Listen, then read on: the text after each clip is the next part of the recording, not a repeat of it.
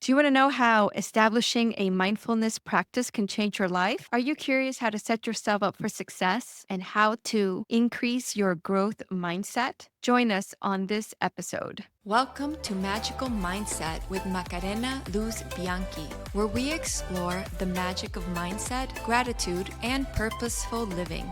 I'm your host, Macarena, and I'm thrilled to have you join me on this journey of wonder, wellness, and wisdom. You can find the episode show notes, your free magical mindset blueprint, and more at express.me/podcast. And here's the show. In this episode, we explore growth mindset and how to set yourself up to succeed with my guest, Danica Favorite. Danica Favorite is an author and mindset coach. She's a multi-published hybrid author. She understands the many challenges faced by authors today, and she seeks to help them navigate those challenges. Her mission is to empower people to tell their stories because every story matters. Welcome, Danica. I am so glad you're here. Thank you for joining me today. Hey, it's good to be here. I'm really happy that we got to have this time together as you're one of my favorite people. It was fun talking about the idea of coming on and just sharing our ideas together. I think this is such a great podcast for people to be able to come and listening to how they can work on their mindset and make things just a little more magical. Wonderful. Thank you so much. Thank you so much. And we're twins in a lot of ways because you go by mindset coach and author, and I usually go by author and mindset coach. So we're twins. We're twinning here, which I love it. Oh, we are twinning. I love it. It's so fun. But I think we're alike in a lot of ways, and that's what makes us such great friends and such a good match to be able to do this together. I love that we get to be on this adventure together. Amen. So thank you. Thank you for being here. I know we have a lot of fun stuff to discuss together, but we set up the container of growth mindset. So starting with that, how would you define that, or what does that mean to you? To me, growth mindset is really looking at things as opportunities to grow. I think that there's always this opportunity to learn something new and find something new. And where can you expand into, as opposed to, I think sometimes really bad things can happen and it's disappointing.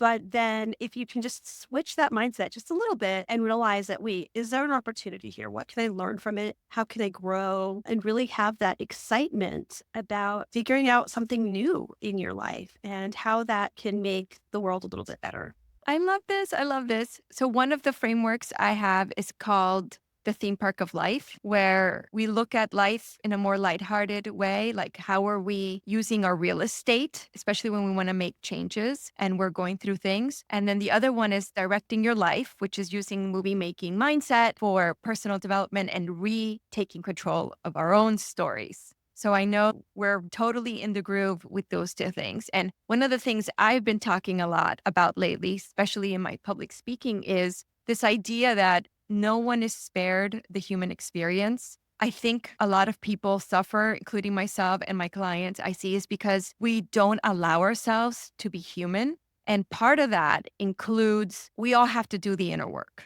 right? We all have to do the inner work, and no matter what. So that's what I mean by no one spared the human experience. We all have to reflect. We all have to observe how we're reacting when we're on autopilot, what triggers us. All of that stuff is part of what I call the daily debrief. And of course, journaling is a big helper. Even if you're doing therapy, which I'm a big fan of, it doesn't stop you. It's like going to the dentist. You go to the dentist for a deep cleaning, you still have to brush and floss every day. So I see inner work and all this mindset the same way. Like, we have to floss. So we have to do our journaling. Yeah. And I think that it's really important to understand that we have to do that work ourselves. Going to a therapist is wonderful. And I think it's really important when you're struggling with a mental health issue or need that other perspective that you do have someone who's properly trained to be able to help you. But ultimately, you've got to go away with that by doing the work. When I was in therapy, my therapist would send me home with, okay, read this book.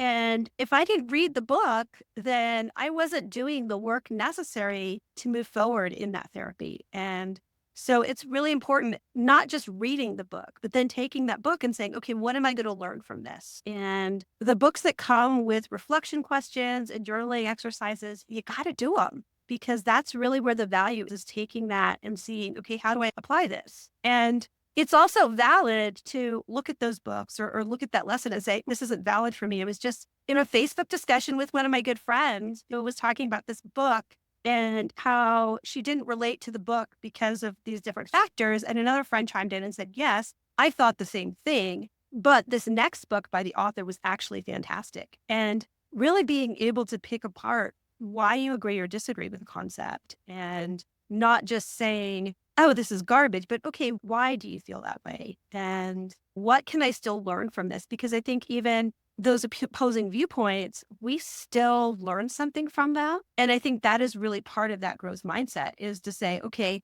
I disagree with this person. I disagree with this idea. And how do I apply that learning to my life so that I can live my life better? Because I don't think it's enough to say, oh, that person's wrong.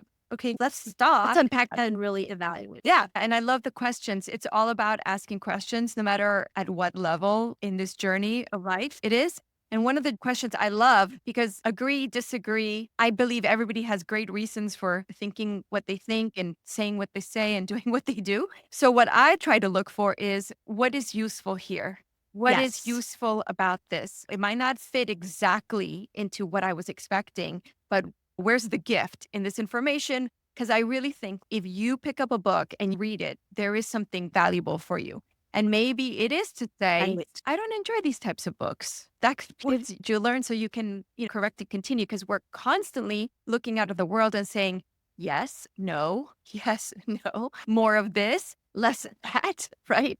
And even the books we agree with and the books we like, why? What about this touches us and how do we relate to that? I was just at a discussion group last night where we were talking about this approach. One of my friends recommended, hey, you all should read this book. And another person in the group piped up and said, oh, actually, I don't like that book, but this book covers the same topic and it's just a different way of approaching the material. And so it was a really interesting discussion where we really engaged on a topic of how people approach it. And a lot of these books, yeah, they are the same material, but they relate to people in different ways. And you have to say, okay, cool. What can I get out of this? And why is that important? Because it's that learning process and choosing to learn from it. Sometimes it's just, I'm too tired. Like, you recommended a really great book to me when we chatted last, and I downloaded it. I was like, oh, I can't get into it.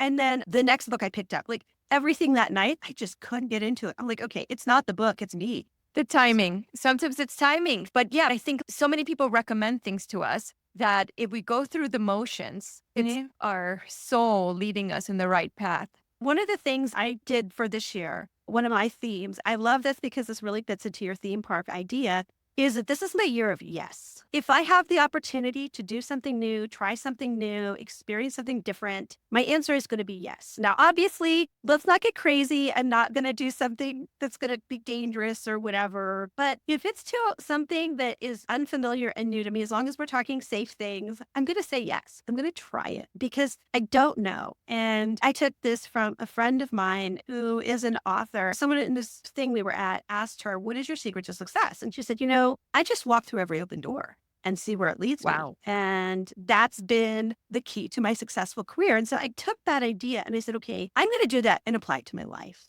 And just like I said, it's just an experiment for this year. And I'm saying yes. It's been really cool because I've had experiences that I would have never otherwise had. In January, I went to this concert by myself. I've never done that before. Oh, And I went to a concert by myself. I was so nervous because it was standing room only. It was a small venue, didn't know anyone. I met a really cool group of friends there, all because I just said yes. And so now I have a really cool group of new friends I wouldn't have otherwise met, really neat people. And it's because I said yes. And I think about that, all of the things that I have done this year that I said yes to. I haven't regretted a single yes. And I think so many times the regrets we have in life are our no's. We regret not writing the book. We regret not going on the trip. We regret not doing all these things that we always wanted to do. And maybe it is because I'm reaching that phase of life where I'm like, okay, I'm halfway through my life. What else do I still want to do? And okay, cool. Yes, I'm going to do it. Yes, I'm going to do that. So far, my regrets are I wish I had done this sooner. I love that idea because it's that theme park, right? You go and you experience these new rides and these new foods. I don't know about you, but when I go to theme parks, one of my favorite things is to try new foods. I went a few years ago to SeaWorld with my daughter and her friend, and it was their International Food and Wine Festival. Ooh. I am not a roller coaster person. I have motion sickness. That's usually not a great combination. Sometimes I would go on the roller coaster, but I was really grateful. My daughter had a friend to go with, so she and her friend were on the roller coaster. And I just walked around SeaWorld as they'd stand in line and all of that. I would eat all this amazing food. I tried cricket tacos.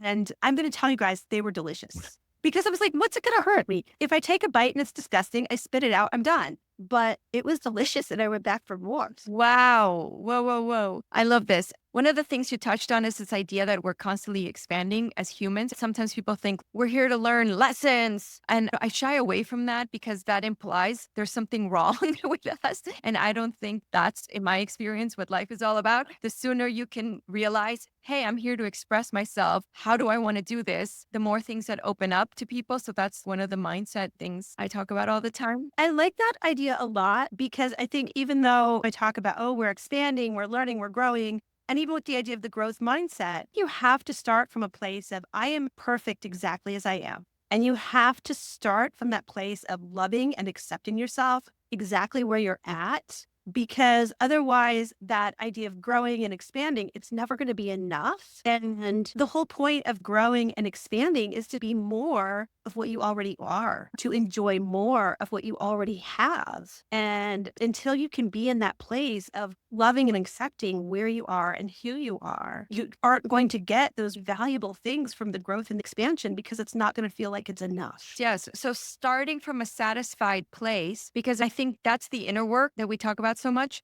Uh, Satisfaction is a choice because things are going to come at you externally that you may like, that you might not like. However, being satisfied with who we are as a person and knowing that we can upgrade anytime we want, of course, but we're starting from that foundation of acceptance and unconditional love right. and satisfaction. I think that allows us to springboard and create way more freely than otherwise if we're self conscious, all the limitations.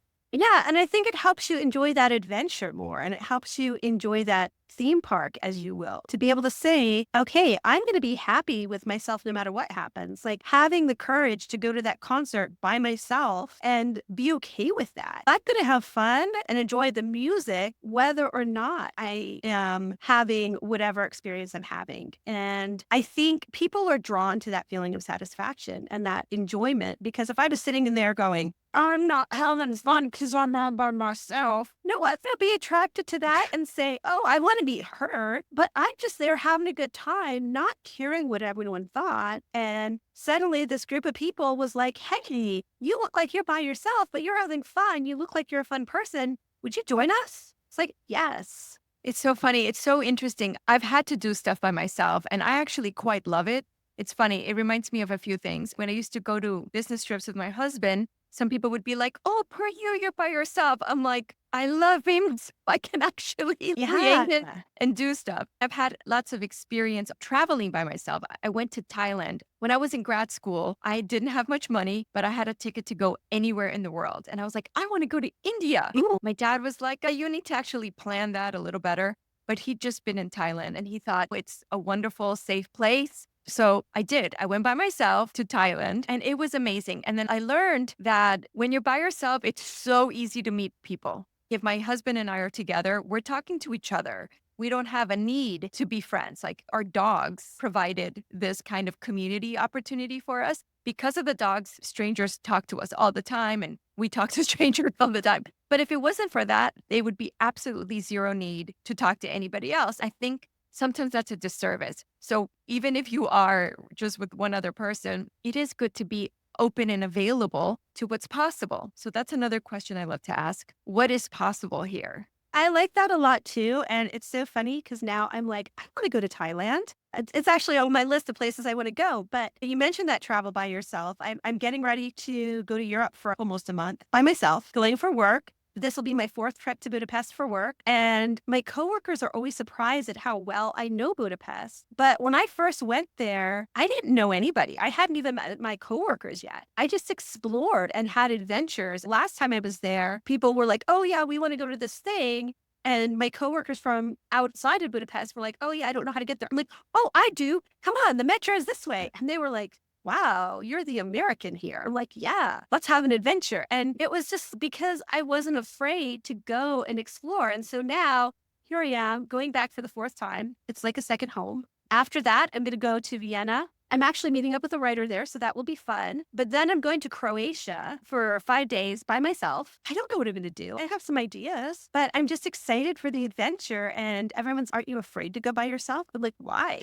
Croatia is a very safe place. I checked out the public transportation, so I know that I'll have access to get where I need to go. And I'm like, yes, let's embrace that. And then after that, I'm going to the UK. I've got a conference there that I'm going to. And then I'll be back with writing people and people I know. But I think that travel by myself is so empowering to just be open to what else is out there and what I can do. And I'm excited about it because I don't know.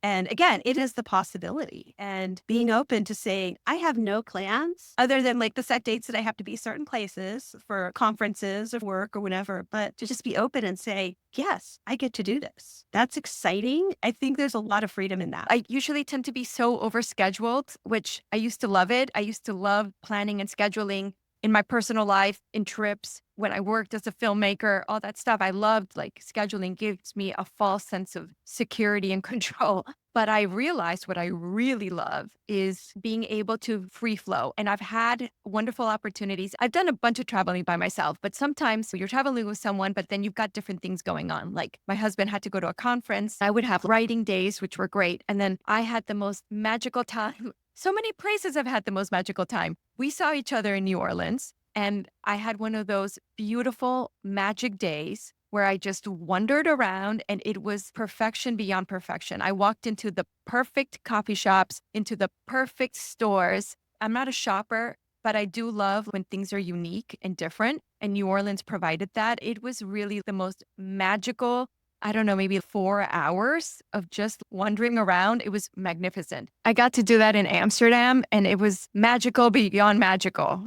Wandered around museums, had afternoon tea. It was like perfection. Oh, yeah, that sounds magical. I really love that because I think that is where the magic happens. I don't think magic is something that happens on a schedule. And again, you and I are so similar because I used to be that person also where I'd have a spreadsheet of, okay, this is what we're going to do here and then, and this, and that, that.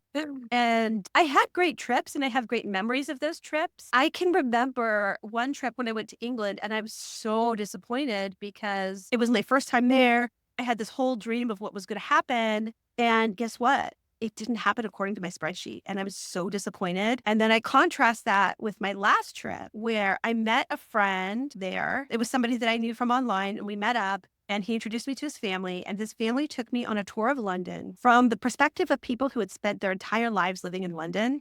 And so his little boy, I'm going to tell you, his little boy is one of my favorite people because he was so cute. I say little boy, he's 14, but he was just like, okay, and you see that statue over there? Oh yeah, that statue. We learned about that in history class and this blah, blah, blah, blah, blah. And he told me the whole story of it. And number one, it's something that you're not going to get on a normal tourist tour. But also as an American, I didn't know that history. And it was so lovely. I thought, man, there are things in London I have still not seen that I would love to see someday. But I got to see so many more magical things that I don't regret not seeing them. I'm just happy that I got to have this other super cool experience that I would not trade for $1 million.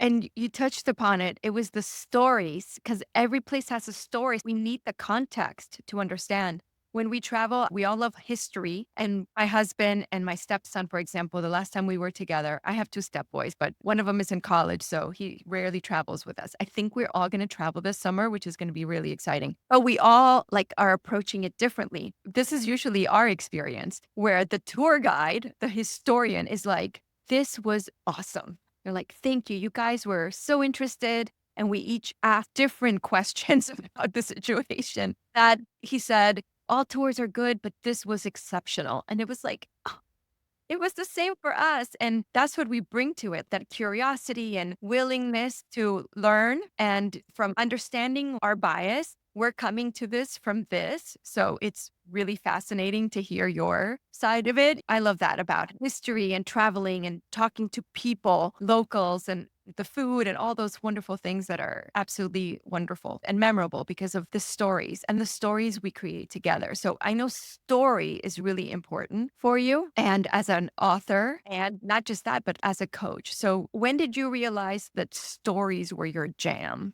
I think it's actually been my whole life. I was the kid who learned to read very early. I was reading books at a very young age. So I've always been fascinated by story and I always wanted to know more. I would read a book and I want to dig even deeper and learn more about the characters. I would want to learn more about the history. I became a total fangirl over going to England and wanting to experience that. And I'm also excited because this trip, this time, I'm going to see Brighton for the first time. And I read Regency romance, A Little Fiend. That was my jam for years. And I still love Regency romance. And to be able to get to go and see the places that people wrote about, then also to hear their stories and experience the place from their perspective. That's why I say in my bio that every story matters. I believe that all the stories that are out there are so valuable. And not only do they teach us and they help us see things from a better perspective, but I think it's important for someone to know that their story does matter because it's so easy to fall into that trap of thinking you don't matter.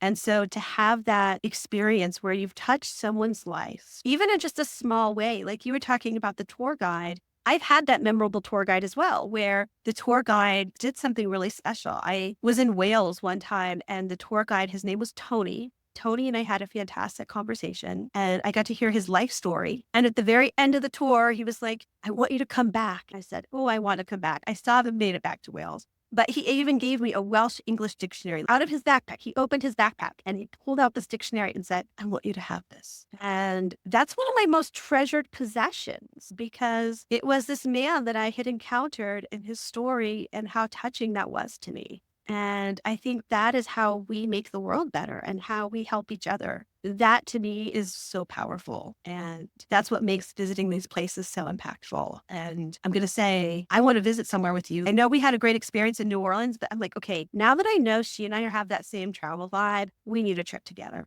Yeah, 'cause it would be super, super magical. And one of the things here that I'm hearing is to be able to be open to stories and to be accessible and have it within us to even talk about it, we need to be present. Because if we're not present, we're not going to share. We're not going to hear, oh, I can share this part of myself. And we're not going to really listen to the person. So I think a fundamental thing for storytelling is being present. Another is curiosity, which we've talked a lot, which I think curiosity and playfulness go hand in hand. I want to talk more about being present because it's a mindset choice that I think requires constant vigilance because it's so easy to be stuck in fear, which usually is we're afraid of reliving the past, or anxiety, we're worried about what's going to happen, what could happen. And yes, some people go through the process of they must look at every horrific outcome before they can swing over to the gratitude side of things. And yes, I do talk a lot about gratitude, but the reason I talk about gratitude so much is because as a recovering workaholic, I've crashed and burned. I've been overwhelmed. I've been fearful. I've been all of those things. And it's not fun. I think it's part of the human experience. Contrast, restriction. I love that saying. Pain is inevitable, but suffering is optional. So I think pain is a part of growth and challenge and contrast and all those wonderful things. And we must feel them. They need to be processed. And then once they're processed, then we can make a choice. But none of that happens if we're not present. Yeah. And I think that's really interesting that you brought that up because I've been writing a book on author mindset and I've actually been working on it for like 3 or 4 years. It's ridiculous how long it has drawn out, although I understand why. And again, even though I say, oh, that's ridiculous. Okay. But why is that? Okay, cool. I can process that and understand that. But where I was stuck, and even in the beginning when we are talking about the idea of we're both this mindset coach, is I was really torn between going with mindfulness or mindset. And I just decided that mindfulness is part of mindset because what absolutely changed my life was establishing a mindfulness practice and having those moments where I am intentionally taking a moment to be present in that present moment and paying attention to what's going on and just observing without judging and just saying, oh, wow, listen to that truck in the background. Ooh, look at the birds flying in that tree and really having that moment of just experiencing because we do get caught up in all the other stuff. And when you take that moment to experience and appreciate, even if it's not a pleasant experience, like, okay, something smells, that's not a very pleasant smell. Okay, let's be curious about that. Let's explore that. And rather than being like, oh my God, it stinks in here, and having that be the way we frame it to be able to say, okay, I'm smelling something unpleasant. Isn't that interesting? And taking that mindfulness approach and being able to sit in a situation and say, okay, this is a painful experience. But the suffering, as you said, it's optional. And yes, we do have those moments of suffering and we need to acknowledge them. But then to take that mindful presence of saying, okay, I am experiencing suffering right now. And that's okay because this is part of the human experience. And suddenly that then begins to dissipate. And it just becomes this place of acceptance and understanding so that you can appreciate all of the other things around you. I just wrote a journal entry yesterday. Yesterday, I was coming off of a 3-day migraine and I wrote, I'm so grateful for this migraine because what it made me aware of is that I used to have chronic migraines that would knock me out for days on end, which this was a 3-day migraine. But what I realized is that pain reminded me that because of all the work I've been doing, all of the health stuff I've been improving, this is the first 3-day migraine I've had in probably 6 Wow. months. Wow, that's amazing. I used to have them a couple times a month, and now once in 6 months, I'm going to celebrate that and be grateful. And I think that's what mindfulness and being present does for you because it immediately changes that mindset from, oh my gosh, I have a terrible headache and I'm suffering to, well, I am suffering. Look at how grateful I am. This is the first time in 6 months I've suffered and all the wonderful things I've gotten to experience because of that. Wow. Wow. I'm glad you're feeling better and nothing like perspective. Hashtag perspective. Yeah, I have names for some of the things you've mentioned. One of them I call invoking the senses. And to play with this, you don't just do this when things are good. You invoke the senses all the time. I use invoking the senses to offset autopilot because sometimes we can get into autopilot, especially if we're doing routine things like even walking our dogs. I'm like, let me invoke the senses. What am I seeing? What am I feeling? Let me feel the breeze. Let me connect and let me slow down. That's another thing that I have to do to invoke the senses is slow down because I can be so like, I've got to do a million things. Then it's okay. No, let's be here. And then whenever I think of that, I also visualize myself being up connected to the earth. And that helps me. Yeah. And just connecting with the world around us because we are part of the world. We are part of the earth. One of the meditation techniques that I use, even to be able to send loving kindness to that grocery checker that you just encountered and being able to be present with that person. Like, is that person's life going to change because you were present with them and they probably didn't even realize it? But for that moment, you gave them something beautiful. And that makes a difference. And it's those little things that add up because the reality is most of us don't get into trouble because we made one huge bad decision. It was a series of bad decisions and they just built on each other. And so why not reverse that? And instead of looking at, I've got to make this one really good decision. Okay, how about we just start with a small good decision? And then we can make that next small good decision and the next and the next. And then if we make a mistake, okay, cool, it was a mistake. Sweet. What's that next small thing we can do? And I think it brings it back into perspective of realizing how these little things really do add up and make a huge difference eventually, because it's never that one big thing. It's always little small things. You talk about the straw that broke the camel's back, and it is never, wow, someone just dumped a big load on the camel. No, it was the camel load and boom, it's a little straw and boom, the camel has collapsed. And I think that's what happens to us too. Presence is the biggest gift we can give not only ourselves, but other people. Absolutely. I think the smile is extra. The smile is the cherry on top. and it has to feel genuine. Otherwise, then Right. it's definitely not. So you mentioned your mindfulness practice. What does your mindfulness practice look like? Yeah. So for me, what I do is when I wake up in the morning, I do a meditation. It's called Metta, which is a loving kindness practice. And it basically just starts with a series of phrases that you say. There is the formal way of doing it. But then the person that I have worked with and my teacher, she actually has a variety of different phrases she uses. So it really is about adjusting to feel right. And so the basic is, may I feel safe? May I feel happy? I forgot the third one that I usually do. And then the fourth one is, may I live with ease? And so I do that, and I do that for myself until I'm feeling really grounded in myself of this loving kindness wish for myself. And then I do it for somebody who's just a random stranger, whether that's the mailman or the checker at the grocery store that I saw yesterday or whatever, but I do it to a very random person. And then I do it for a person that I love. And then finally, the fourth one is a difficult person.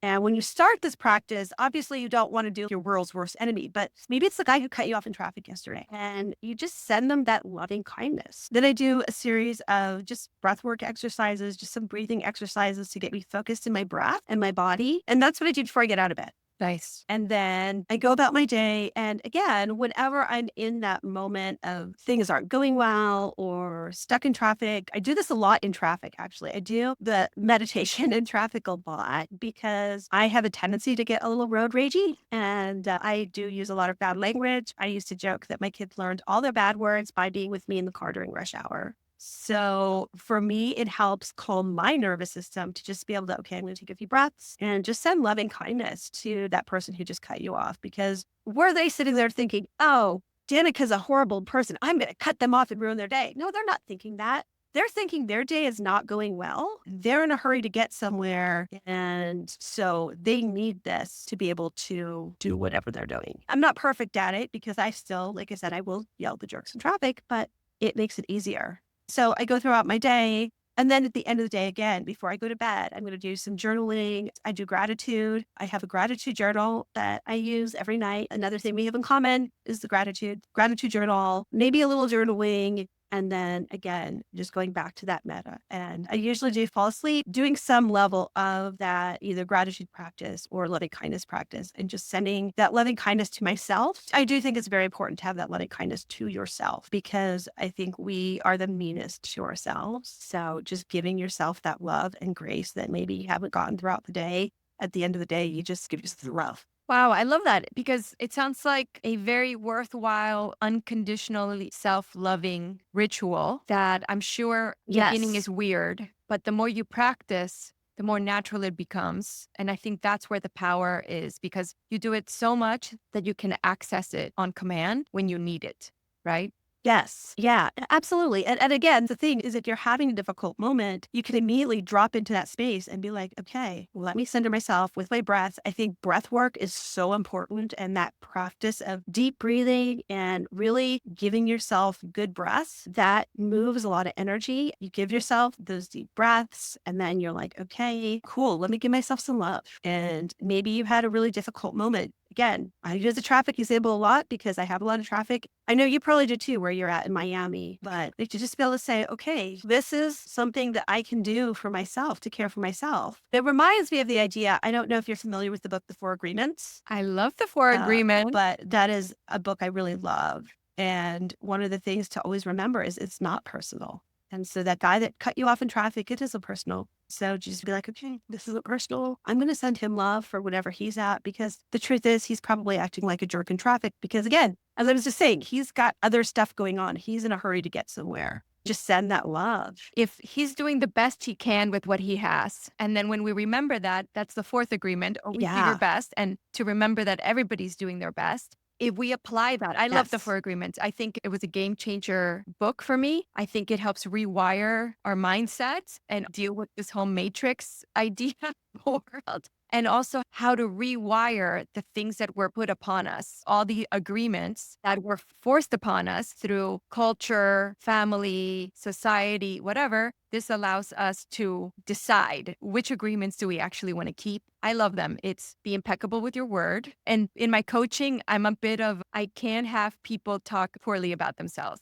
That's one of my superpowers, my spidey sense. I'm like, negative self-talk, please don't do that. And then people sometimes they don't even realize it because there's some simple level stuff, but then there's some things that point to several layers underneath of that's what's going on. So anyway, I'm really good at being like, please reword that or journal about why you feel it's necessary to speak down about yourself. Yeah. Right. And then it's don't assume, don't make assumptions. Right. And this is a big one. This goes back to, again, one of the reasons why I always think of people have really good reasons for doing what they do. They're usually have nothing to Mhm. do with us. So giving people that grace, giving ourselves the grace with being impeccable with the word, giving other people enough grace by not making assumptions. Wow. I have a saying, it's called everyone has center of the universe disease. It's part of human nature. We have to advocate for ourselves. It's part of survival. Yet some people take it too far. And again, I hadn't realized, but one of my agreements is I trust people have good reasons for doing the things they do. So I don't take it personally. I trust they're doing their best and I don't assume anything about it. So I hadn't realized how this book and The Mastery of Love, I think that's an amazing one for self love. It really formulated part of my mindsets, my foundational, fundamental mindset, where I allow people to be human and thereby allow myself to be human. And I think we have to. We have to allow ourselves to be human. In fact, it's so funny. I just reshared a meme on my Facebook page today, and this is a paraphrase of it, but it's the idea of give yourself grace more today than you did 10 years ago when you did that really dumb thing that you're still beating yourself up for. But you did the best you could with the knowledge that you had 10 years ago. Give yourself grace and say, wow, I was doing my best then. Now I know better and I get to do better. And so, yay for me for now, and I'm going to give love to that self 10 years ago who unfortunately didn't do the right thing. And that's okay because we learned from it. Correct and continue is all we can do. Yes, exactly. Exactly. Interesting. And you reminded me this idea of what's liberating or what is keeping us caged in.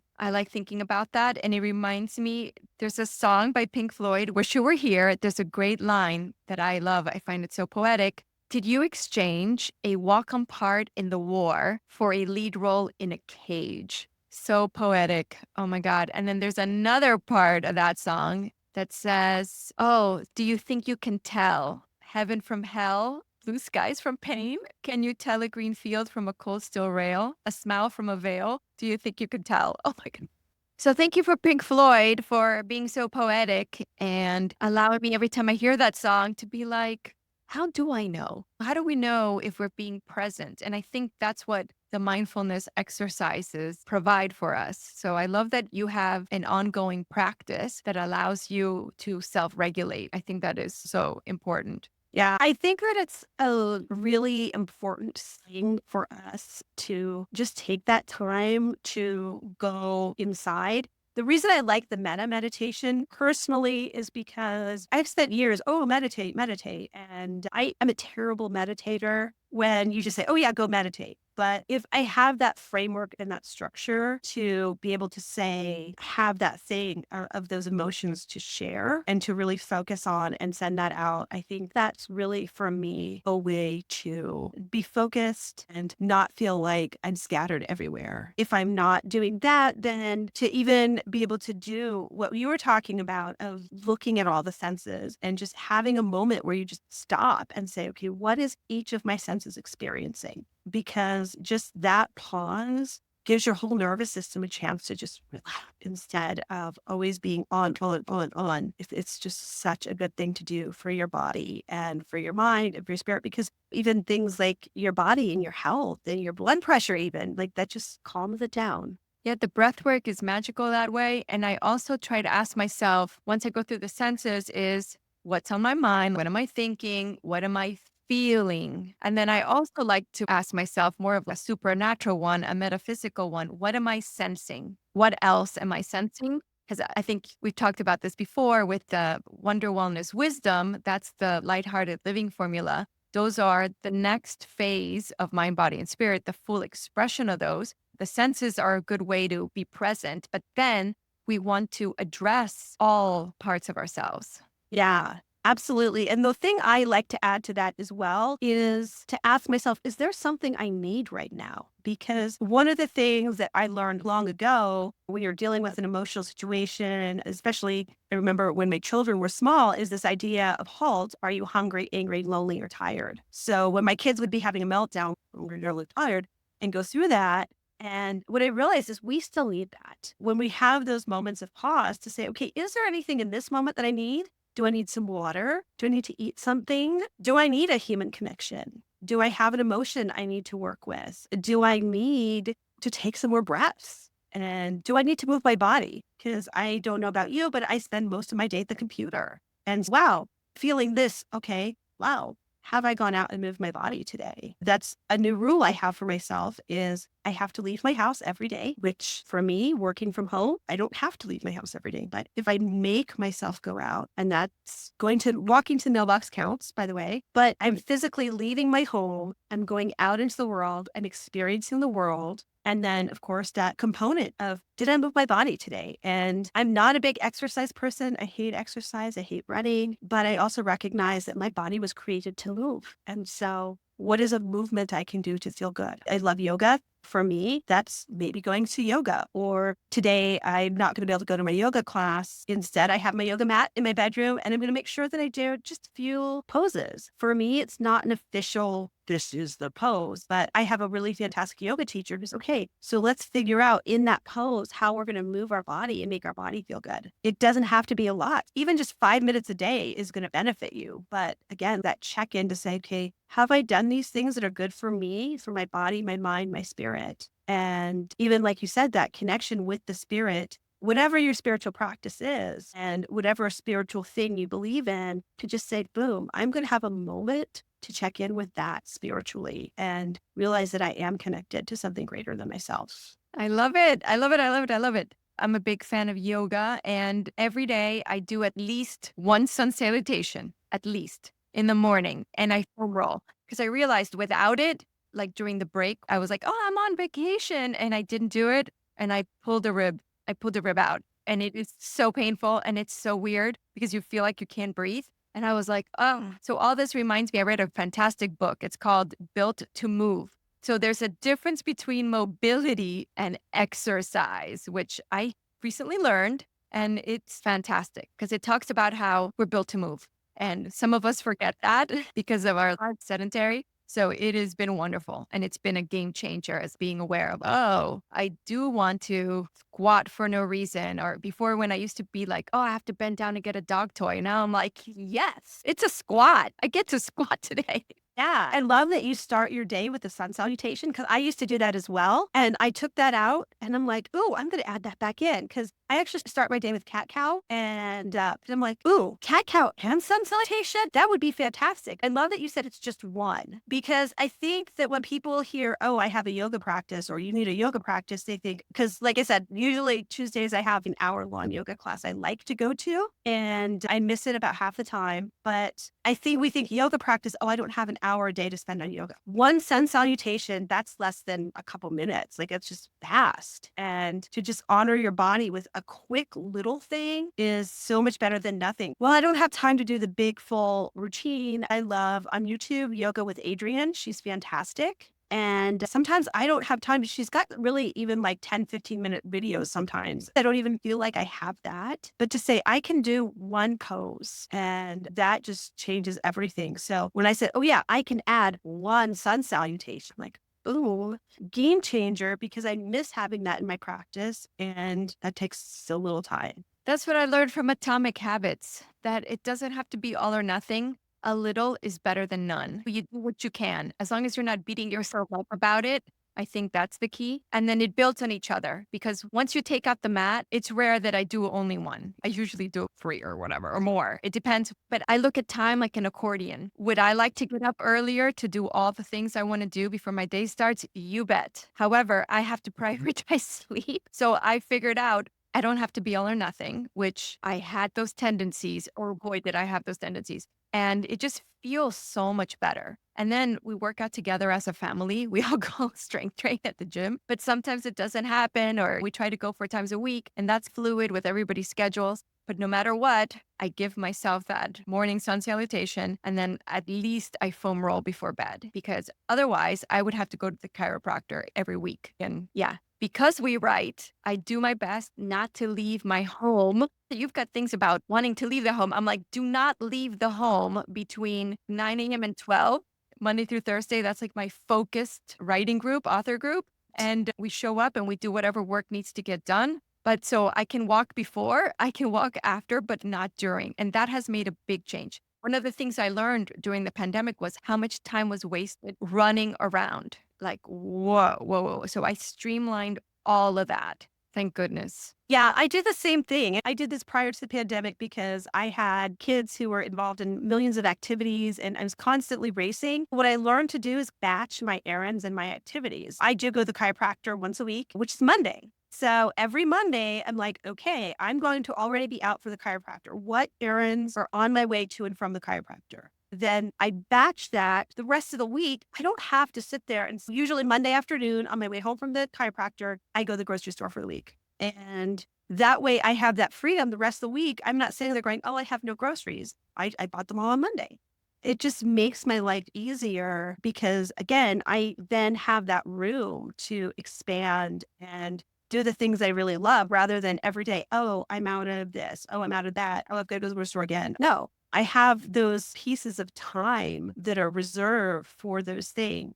Going back to the idea of being able to say, okay, I don't have time for the full workout today. I did one little thing, but then celebrating that. It's so important to me to celebrate those micro victories because, again, we get so caught up in, I didn't get to work out today. Okay, but I did do this. So I'm going to celebrate that I did this and figuring out those small wins because it's so easy to get caught up in the loss of, I didn't get that done today or I didn't do this. But then to say, oh, yeah, but look at what I did do and celebrate those things. I love it. I call all of this whole mindset set for success. Set yourself up to succeed whenever possible and every which way.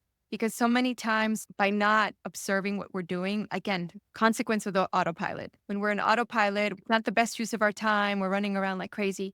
But when we can sit back and be like, okay, how can I optimize when I'm out of the house, when I'm in the house, my focus time, my time with friends? These things really make a big difference. Right. By doing that, it allows you to be present because I know that I have this time set aside to work. When my friend calls me up and says, hey, let's go to lunch, I'm like, okay, cool. I can be present with my friend, have that lunch with my friend because I know these other things on my list are taken care of. That builds my friendship because I'm fully present with my friend. But it also just builds me because I'm not multitasking, trying to get a million things done.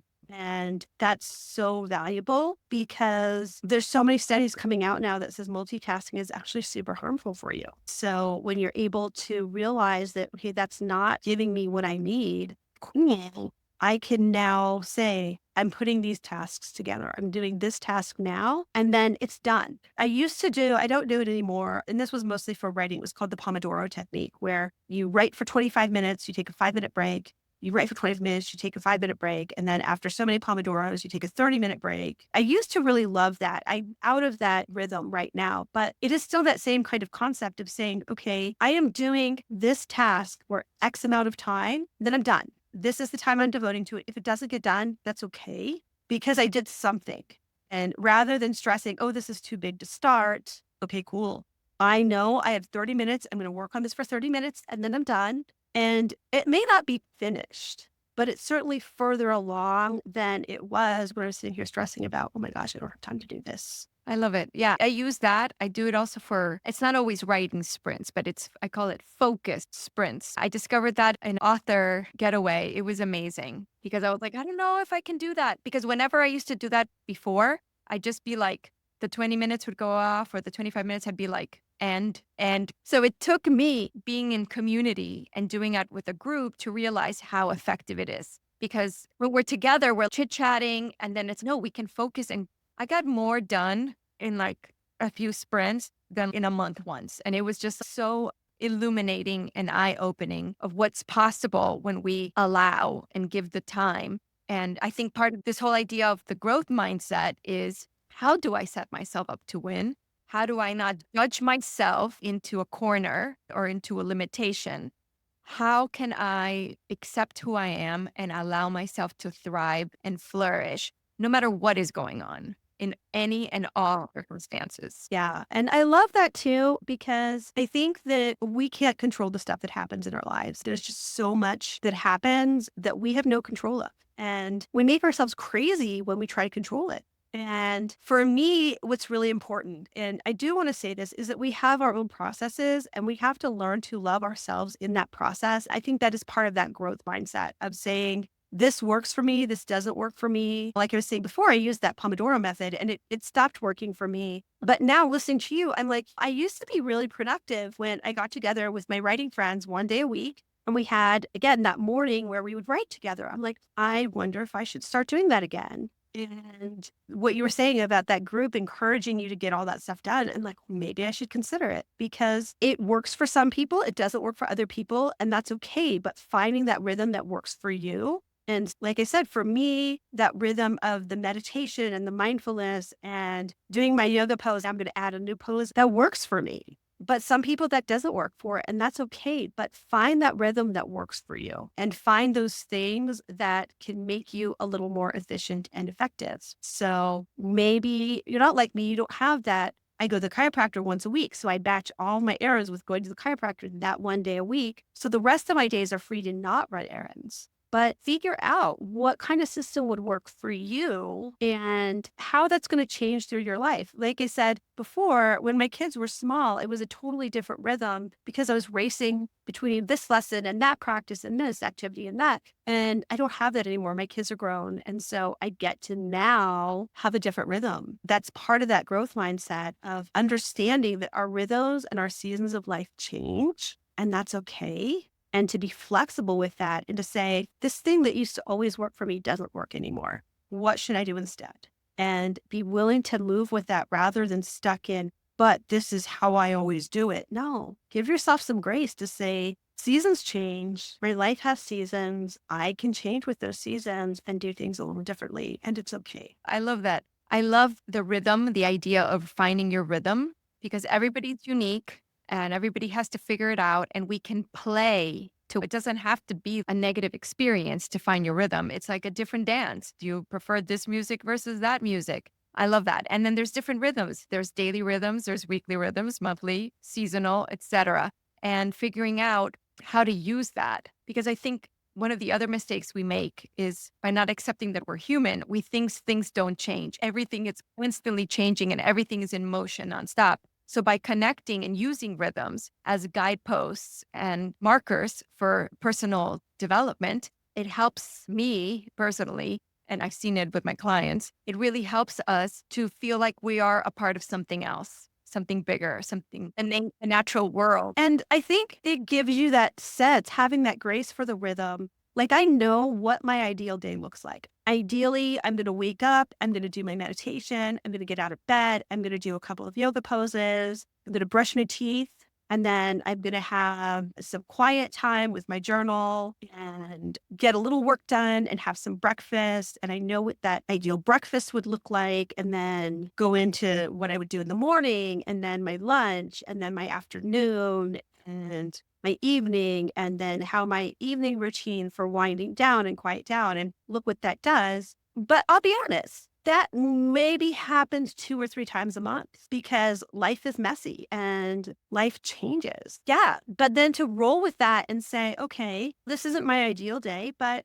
here are the things that I know set me up for success. For example, when you and I started recording this, I knew that our recording time was at my preferred lunchtime. And I was not hungry for lunch before then because my preferred lunchtime is when I get hungry for lunch. And so I was like, okay, but I know I'm going to get hungry during the recording. So I'm going to have a granola bar. And it will be enough so that I'm not going to be starving in the middle of the video. And then when we get done, I'm going to have a later lunch. It's going to be a light lunch because tonight I'm meeting some friends for dinner. I'll have a little something in my stomach, but then I can enjoy this nice dinner with my friends. Again, is that my perfect schedule? No, but because I know what I need and why, I can then adapt it and say, okay, cool. This is what I'm going to do to make my day easier and have a really good day in spite of the fact that every perfect condition to make my day good isn't going to happen today. And it allows you to be in the flow, right? So we have our Yeah. ideal. That's why when I think about schedules, I always think of a schedule template because Yes. nothing is solid. Things are going to move around, things are going to change. Yes, you set yourself up to succeed and you allowed yourself to flow. Right. And that flow is so important. And again, that set yourself up to succeed. Before we started recording, you were like, oh, yeah, and I have all of my waters here. And I thought that's such a great way to set yourself up for success because you know that you're going to need more than one water for talking today. Yeah, I need tea. I know that my mouth gets dry and nothing will take me out of Yeah. being present than being thirsty and running out of water. So now I know I Right. need to have Exactly. water Yeah. and a backup. I love that, and that was the same thing with me eating my granola bar beforehand, is I was not hungry, but I knew I'd need just a little bit of fuel and a little granola bar I can manage when I'm not hungry, but that gave me the energy to continue because same thing, midway through about this time, if I haven't had lunch, I'm gonna be sitting here going, "I wanna eat. Can we hurry up so I can eat?" And then I'm not present with you. Think about those things that set you up for success because, again, it isn't about having that perfect circumstance or always getting it right, but knowing, here are the things I know I need to succeed. How can I, with the circumstances that I have, adjust to make that work for me? And if that's having extra water, if it's having a little snack, whatever those little things are that you need to succeed, and knowing that it's going to be personal to you and thinking about those things that you need for comfort that are going to make you feel good. Amazing. I love it. Okay, so as we're wrapping up here, I'm curious, what are the tips for growth mindset that you recommend? I think the biggest thing is to really understand that this is a big adventure. And even though we have a map, we don't really have the map. And to just be flexible and to say, okay, this is a lesson. And if something goes wrong, rather than use that as, oh, this is so devastating and dwell on that, to say, okay, how can I use this as fuel to move forward? And going back to what we're talking about just now in terms of setting yourself up for success, what are my optimal conditions to set myself up for success? In the middle of a crisis or in the middle of something that's not going well, how can I bring some of those things in that will help me? Is that taking a minute to do a quick meditation? Is that taking a moment to notice your five senses? Is that a moment of connecting with your spirit? Is it saying, wow, I need a drink of water right now? I need food right now. I need to take a rest. We did talk about this. I'm a big napper. I know not everyone's a napper, but to give yourself that permission to say, I can go lay down for 5 or 10 minutes. In my case, it's an hour, but to give yourself permission to know that's what your body needs. That's what your mind needs. That's what your spirit needs. And to really take stock of those things that you need to feel good. And if one of those things is missing, to say, okay, I may not be able to have this thing right now, but how can I bring that into my life? And how can I use this to have something beautiful in my life? And how can I embrace this uncertainty and be okay with it and choose to see it as a fun adventure instead of being afraid? Because it is a fun adventure if you let it be. It is. And you remind me of, I love this saying, luck favors the prepared. And not just that, but this is how we build inner trust, self trust, and resilience by correcting and continue, by setting an ideal and how we handle that. Because I think the resilience comes from having range. We need to be able to handle disappointment and setbacks equally as we celebrate the wins and when we're moving in the direction we want. Yes. And so much of that really is doing that inner work. I think we talk a lot about the inner work in psychological terms, which is super important, but also going back to those basic needs and knowing yourself enough to know, okay, what is the longest that I can go without having a meal and have that affect my performance? I'm one of those people, I get low blood sugar. So I know I need to eat every couple of hours. I need to have water every couple of hours. And frankly, not every couple of hours. We need to have it way more often than that. We don't drink enough water. But knowing yourself and doing that work on yourself, because even though, yes, you can look up what's the optimum amount of water to drink every day, but you yourself have an optimal amount of water you need that's personal to you that you need to discover and to play with that and be curious about that. Okay, it says I need 8 ounces of water for ever how many pounds of body weight I have every day. Is that true for me? Cool. Let me see what it's like to drink that amount of water every day for a week. How do I feel? Okay, cool. Maybe I need more. Maybe I actually do need less. But play with that and play with how that's going to feel and use it as an experiment. I think it's so less threatening when you say, this is an experiment. And I don't know about you, but when I was a kid, I would do experiments and we would make potions with like mud and dirt and water and all the sticks and leaves. It was just a fun experiment. I tell my kids who are young adults now and living their lives, as long as it's not something that's going to be fatal and going to kill you, it's an experiment and embrace it and try it. And that's why, like, going back to my year of yes, it's an experiment and I get to try new things. And if it doesn't work, cool. I learned a lesson. I learned what doesn't work for me. If it works, cool. I just learned something really new and really exciting that I can put into my life that's going to enrich my life. I love that playful attitude. So it sounds like Yeah. tips for having a growth mindset include being present, being playful, giving ourselves grace, not being afraid to experiment. I think gentle and kindness, especially with ourselves and each other, is so important. Yeah, I really do. Like I said, that loving kindness meditation for me is so huge because it really is about giving people that love and that kindness. And again, you start with yourself because you cannot fill someone's bucket from your empty well. And so you fill your well first and give yourself that loving kindness because you often are the one most in need of it. So cool. I love that meditation. I do it sometimes. It's so lovely. Yeah, I've got many versions. One of the things I didn't say earlier about meditation is that there's really no wrong way to meditate. I remember when I was in Yes. my TM classes, it was really funny to observe how everybody kept asking, what if this? And there's no wrong way to do this. But what about this? There's no wrong way to do this. And it's so important. Even I got caught up in that. I go to a breathwork group once a month. And I remember in the breathwork class, because part of it, you put your hands on different parts to breathe into. And I was like, okay, but do I do this way or this way? And she's, doesn't matter. Whatever Whatever. way works for you. I'm like, oh, yeah. It's so funny how we get caught up in those rules for ourselves. I think that you have to remember there really are no rules. Let's not do anything that's going to get you killed or kill somebody else or harm someone. But ultimately, that's the lesson. If maybe you don't do it, it doesn't matter because you've learned something from it. And as long as you've taken that lesson from it and can learn from it, you did it right. Especially like meditation, the whole point of is giving your brain a break. And you can do that Right. open ended or with focus, right? It works both ways. What happens when we're in the shower effect? Because we're doing something mundane, suddenly we're super creative, right? So anything can be a Ah, meditation. Walking, doing the dishes, it really can. brushing your hair, whatever. All of it in some ways is meditative. Right. It's just funny how humans, we try to complicate things so much and make things way more Uh, complicated. So we I do. love that saying, you never get it wrong and you never get it done. So live Yes. accordingly.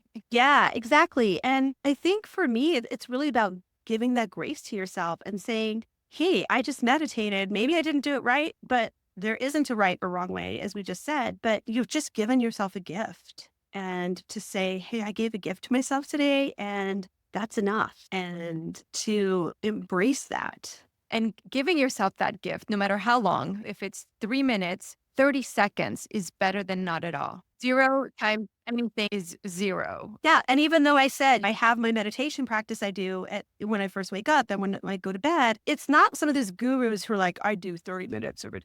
No, I don't. Like it's probably a maximum of 5 minutes, but it's enough that I'm tuning in with my body and I'm tuning in with myself. And sometimes that's really all we need. I wouldn't love to be able to meditate all of that time because I just have too many other cool things I want to do. As you pointed out, meditation could be anything. And I also love doing meditative walks or things like that. Again, like for me to sit, I'm going to sit in this meditative pose for 30 minutes. That does not attract me at all. But to have my 5 minutes and then maybe go on a meditative walk, or I like to do art journaling, which is also a form of meditation, and all these other things that you can do. So don't limit yourself. Right. The rhythm doesn't have to be daily. Maybe some people's meditative is weekly. It's whatever inspires, whatever enriches the individual. Exactly. Exactly. But I know some Buddhists, hours a day, hours a day, like 3 hours, some crazy thing, 4 hours a day. To me, that's incredible. That's beautiful. I live in a city with a family, so I can't do that. It doesn't work for me. I love to find people that works for. That is amazing. Yeah, I'm not sure I could do that. One of my friends does this meditation retreat that it's actually a 3-day meditation retreat where you spend 3 days in retreat, just 3 days of solid meditating.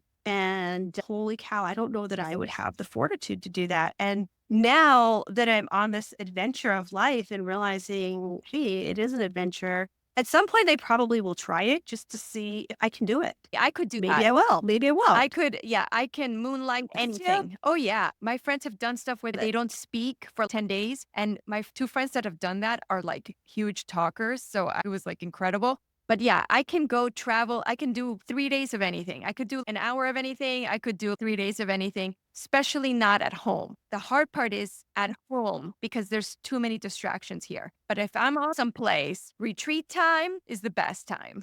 I can do it. Whatever it is, I will play 100% and do it for sure. I do Uh, agree with that. It is harder to do these things at It's not home. if, Yeah. it's where. I have done a silent retreat where we just go in silence. It used to be something I did every year. We would go on a silent retreat and you would spend the entire weekend not speaking. And it was beautiful. So that is wonderful. But yeah, I couldn't do that at home. It really is, again, finding the right time, the right place, and how it all comes together and just being okay with what happens. So, what kind of novels do you write?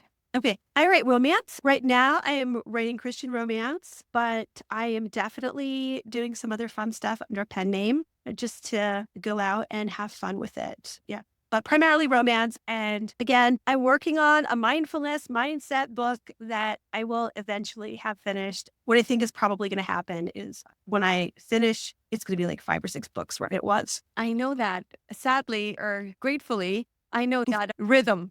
It's one book. Oh, no, it's not. It's a bunch. Yeah, exactly, exactly. But I think that's the fun adventure of it. If anything, it assures longevity in our writing careers. Yeah, there's no shortage of fun, creative things to explore. I think we're lucky like that. Exactly. It makes it fun. Thank you for this inspiring conversation. It's so fun to speak to someone who I think in some ways we share a brain. We're unique yet so similar. And I like that too, because I think there's a nice synergy of just that mindset of we both have really cool things to contribute. And even though it's similar, we have enough differences that kind of vibe that there's something that we both get to contribute. And that's really the beauty. And I love that because I always learn a lot talking to you and it helps me be better. Hopefully, that is something that we can share that into the world. Yes, and I love this whole concept of if we're each shining, when we come together, we shine brighter. I love that.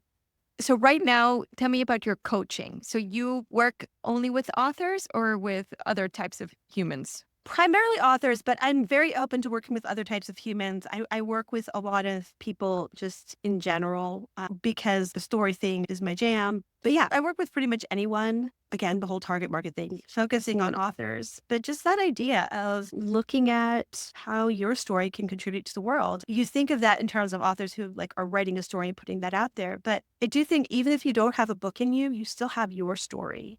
And that story matters. It's so important for you to feel like you're contributing to the world and that what you do contribute is valuable. That's something that in my books is an important theme is that contribution is valuable and that story is valuable. For me, it really is talking about what a value you have to give to the world because it's there. I want to be able to support people in doing that and helping them understand their value and putting that value into the world because the world needs you and the world needs your story. Absolutely. And I used being a recovering workaholic, I was so career driven. And I've come to learn that we contribute so much just by being who we are, not by the things we do. Of course, that sometimes can exponentially help people, but we show up with being present. For those of us who see ourselves as lighthouses, sure, we're able to help each other by who we are and what we do, but it's so important to keep in mind that who we are is enough and just showing up and being present is enough. Because you don't know what that piece of your presence is contributing to someone. Maybe it is that you held the door open for somebody. Maybe it is that you smiled at somebody. Maybe it is that you offered your seat to an elderly person on the bus, or maybe it wasn't an elderly person. Maybe it was just someone who was really tired and doing the best they could. And you're just, hey, have a seat. And you don't know that unless you show up and unless you are willing to engage with that story.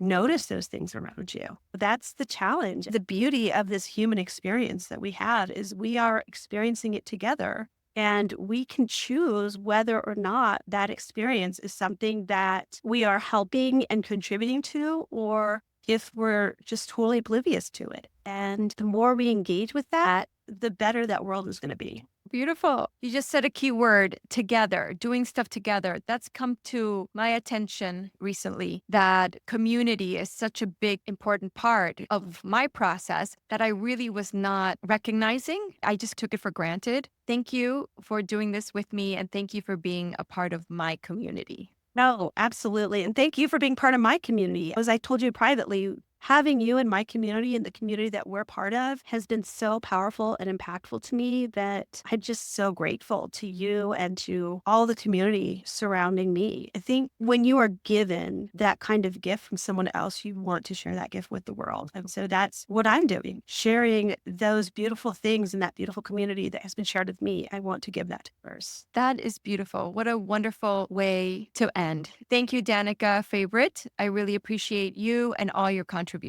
Thank you. I appreciate being here. And I had forgotten to ask you about your podcast. You want to mention it? Oh, yeah. Part of the growth mindset idea. I have a podcast with my good friend, Steph Pajonas. It's called Brave New Bookshelf, Perspectives in AI and Publishing. And the reason we started it is because we saw the AI thing coming. It was a thing. And we knew AI was coming and it wasn't going to go anywhere. And so we made the choice. We could either fight it or we could say, okay, let's learn as much as we can about it and learn to embrace it, learn how to harness it for good.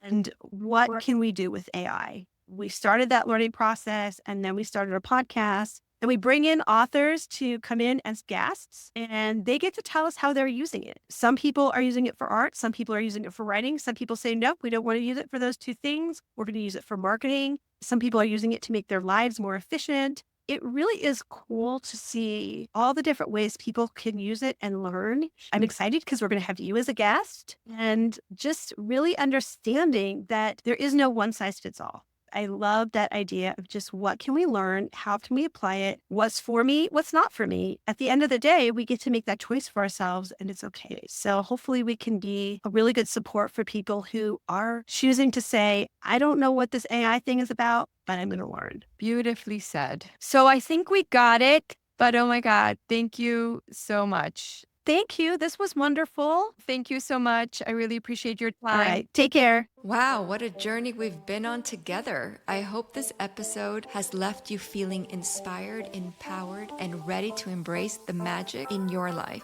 I'd love to hear about your experiences and insights. Please tag me on social media using the hashtag Magical Mindset Podcast, or leave me a DM to share your wins, challenges, and aha moments. Let's keep the conversation and the magic flowing beyond this episode. Thank you so much for tuning in and for being a part of this magical community.